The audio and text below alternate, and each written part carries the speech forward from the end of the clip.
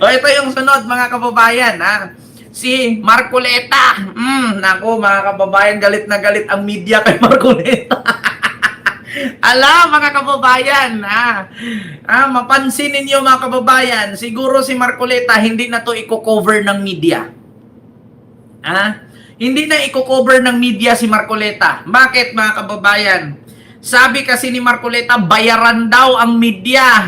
Nako, eto na. Kaya pala laging sinasabi ng DDS, huwag manood sa GMA, ABS-CBN, TV5, kasi mga bias daw yan. Mga bayaran. Kaya manood lang daw sa manood lang daw sa SMNI kasi totoong naghahatid ng balita. Putang ina, totoong naghahatid ng balita tapos puro topic BBM. Eto mga kababayan, galit na galit, kinundi na ng media, mga kababayan, ang pahayag ni Marcoletang bayaran daw. Nako, eto, pakinggan natin. Nako, galit na galit ang media, mga kababayan. Mga kapamilya, Senate Media, kinundi na ang aligasyon ni Senador Marcoleta laban sa mainstream media. Narito ang balitang kumpirmado, sigurado mula Senado, hatid ni Radyo Patrol John Garner. Go, John! Dahil sa inilabas ang pahayag ng Senate Media, tinawag nilang irresponsable at mapanganib ang pahayag ni Senador Rodante Marcoleta na marami umunong miyembro ng mainstream media ang bayaran habang nasa pagdinig ng Senate Blue Ribbon Committee. Ayon sa kanila, hindi lamang umano nito siniraan ng mga mamamahayag na nagsasakripisyo para maihatid ang tama at beripikadong impormasyon sa publiko, kundi inatake rin ang isang institusyong mahalaga sa paggana ng demokrasya. Binigyan din ng Senate Media na sa panahong laganap ang disinformation at matinding pagkahati-hati dahil sa politika, dapat mas maging maingat at responsable ang mga opisyal ng gobyerno sa kanilang mga pahayag. Nila, kung walang sapat na batayan ang mga walang sapat na ebidensya ang mga paratang laban sa media, ibinigit din nila na hindi tungkulin ng media na magsilbi sa mga politiko, partidong pampolitika o alinmang kampo sa gitna ng mga tunggalian sa politika. Di ba? Narinig nyo mga kababayan? Kinundi na ang pahayag ni Marcoleta na bayaran daw ang media. So kasi ang sabi kasi mga kababayan dun sa mga 18 Marines na binayaran daw kasi marami daw taga-media ang binayaran at nakatanggap ng maleta doon daw sa Makati. So marami daw mga taga-media ang binigyan ng maleta. Taga-media sabi ng mga kababayan, sabi ng 18 Marines sa pahayag nila na binayaran daw. Ay Diyos mio Marimar. Ito 'yun mga kababayan. Ngayon, ginundi na ng taga-media, mga kababayan, ang pahayag ni Marcoleta. Naku po, mga kababayan, bayaran daw kasi. Ito yon Wait lang. Ito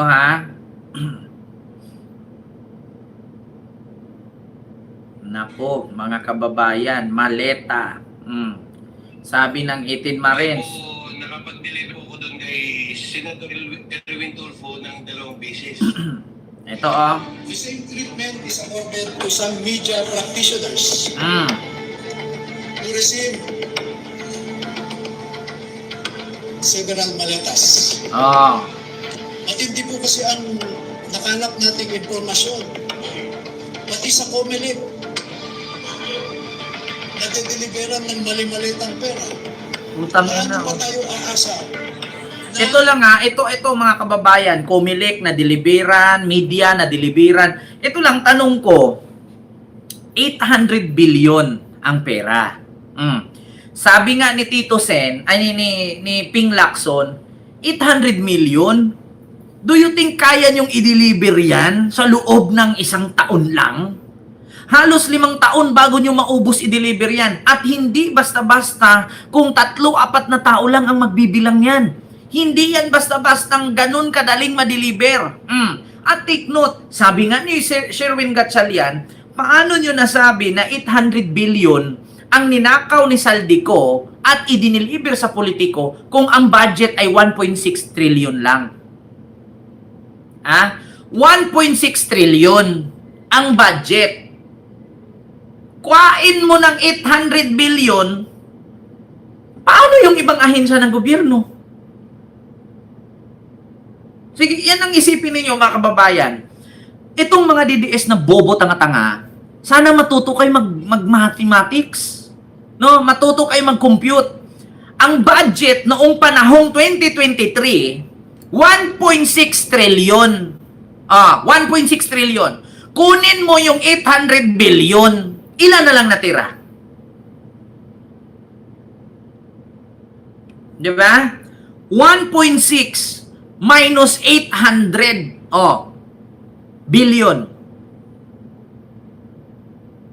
So 200.6 billion na lang ang natira.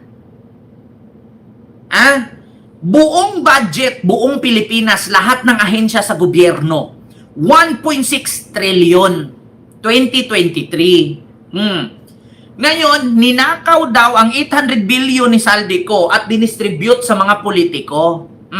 So yung 1.6 trillion, kinuhaan mo ng 800 billion, so ang natira, 200.6 billion.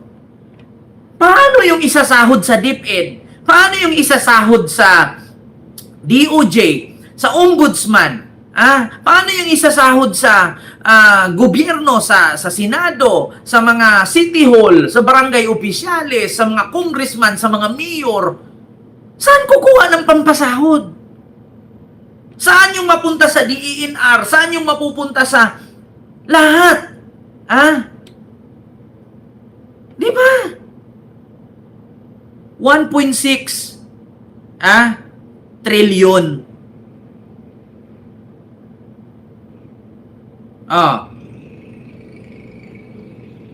Didakan mo ng 800 billion. Billion. Ilan ang natira?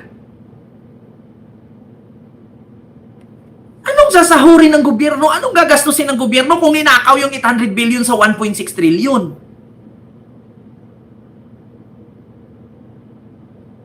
Tanga-tanga lang. Diba? 800 billion still remaining. Kung merong 800 billion, 800 billion ba? Tama ba ako? Kasi diba sa 900 billion, 1 trillion. 1.6 lang eh. 1.6 trillion. So, kung 6 hindi, mga kababayan, 1 trillion 600 million. Ganun ba? Or 1 trillion, pagkakaalam ko, hindi siya 600 million or 0.6 million lang. Hindi billion 1 trillion 600 million. So, kaltasin mo yung 800 billion. So, merong 200 billion 600 million. Mga kababayan. Ganun po yun. So, ang nangyari is 200.6 billion na lang. So, ngayon, ang mangyari mga kababayan, so anong nangyari? Saan mo kukunin yung pangsahod sa ibang ahensya ng gobyerno kung ninakaw lahat ni Saldico? Kasi pagkakalam ko, 1.6 lang eh.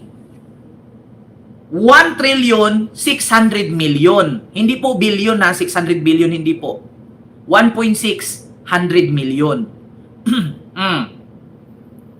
Kung gawin natin, sabihin lang natin sabihin natin 600 billion. So may 800 billion tira. So sa 800 billion na yan, paano mo i-distribute yan? Sa DPWH pa lang patay na. Wala nang budget. Paano sa BIR? Paano sa NBI? Paano sa immigration? Paano sa, di ba? Isipin ninyo yan. Tapos maniniwala naman itong mga DDS na kinuha ang 800 billion. So do you think magkasya yan? Hindi nag-down yung ating government, walang sasahurin, hindi nagsara yung ibang ahensya. Kung ganun pala ninakaw ni Saldico. At saka imagine ninyo yung 800 billion, yung 1 billion sing laki ng L3. Yung likod ng L3, 100. Ganyan kalaki ang 1 billion. Tapos 800 billion yan. Putang ina, ilang L3? Do you think ang ganyan kadali niyo i-deliver yan? At ang tanong, saan ilagay? Yung 800 billion, saan yun nilagay yan? Ilang L3? 800 ka L3? Saan mo i-parking yan? Sige nga. Tapos itong mga DDS, maleta. Oo. Tapos pag tinanong mo, nasaan yung maleta? Picture lang. Asan yung laman ng maleta? Wala. Di ba? 800 billion. Paano nyo kunin yan? Sige, tanong ko lang. Tanong ko sa mga DDS. Tanong ko mga kababayan, sa mga DDS, saan nyo kukunin yung 800 billion? Sinong bangko mag-release niyan? Sige nga, paki-explain mga DDS, sinong bangko mag-release ng ganyan kalaking pera? Like po tayo mga kababayan. Kaya galit na galit ang media kay Marcoleta. Ikaw ba naman? Ikaw ba naman mga kababayan kung hindi ka ba naman tanga? 'Di ba? Media daw binayaran kaya nagalit ang media. Maniwala naman si Marcoleta kaya sabi ng media, naglabas sila ng press release ngayon, kinundi na si Marcoleta na bago mo paniwalaan ang 18 Marines na nagsalita, maglabas sila ng pruweba or ebidensya na merong picture na inabutan ng maleta, tapos binuksan yung maleta na may lamang pera. Katulad kay Sandro. Picture lang. Di ba? Asan yung maleta? Yan ang tanong ngayon Nagpa-picture yung bodyguard kay Sandro. So, ibig sabihin pala, pag dumikit ako dyan sa 18 Marines na yan, nakatanggap din ako. Parang si Sara Duterte yan, kung naalala ninyo mga kababayan, di ba? Si Sara Duterte at si Ramil Madriaga, may picture. Anong sabi nila? Nagpa-picture lang yan, natural lang yan kasi Sara Duterte yan kahit sino naman pwede magpa-picture dyan. So, ibig sabihin ba, pag dumikit kay Sara, aid agad? Bodyguard agad? Ganyan di ba? Ngayon, tanong ko, so ibig sabihin ba yung bodyguard dumikit kay Sandro, nagpa-selfie, nakatanggap agad ng maleta? Asan yung maleta? Picture lang yun. Asan yung maleta? Asan yung maleta? Dapat binuksan ninyo na ito po yung maleta, binuksan, ito po yung lamang pera. 'Di ba? Ganun dapat. Mga kababayan, mahirap kasi nung nakatanggap siya ng maleta. Asan yung pruweba? Inuultimo picture, wala nga Picture na kasama nyo yung tao, oo. Natural, makakapagpa-picture ka niyan. Politician yan Si Sara nga, dininay nga ni Sara, natural, magpa-picture sa akin si Ramil Madriaga. Bakit? Kasi nga politiko ako nagpa-picture sa akin yan.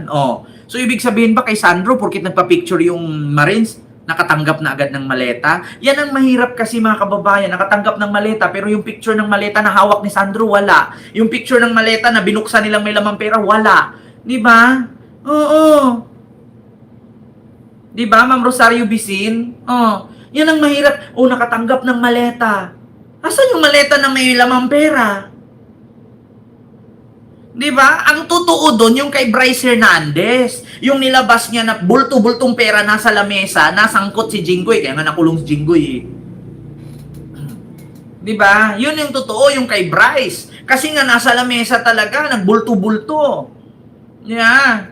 Oo. Pero yung sabihin na nakatanggap si ganito ng maleta, nakatanggap si ganyan ng maleta, tapos pagkatapos sa maleta ay hindi na pala, paper bag na pala. Tandaan ninyo mga kababayan, yung sinaba nilang maleta-maleta na yan, tapos pagdating sa investigasyon, magiging paper bag. Diba? Ganyan ang sabi nila sa Jessica Soho. Sabi ni Jessica Soho, ano ba talaga? Maleta o paper bag? Paper bag po, ma'am. Ilan ba ang dinala mo? 5 po. Pagdating sa isa, ay, 3 na lang pala. Di ba?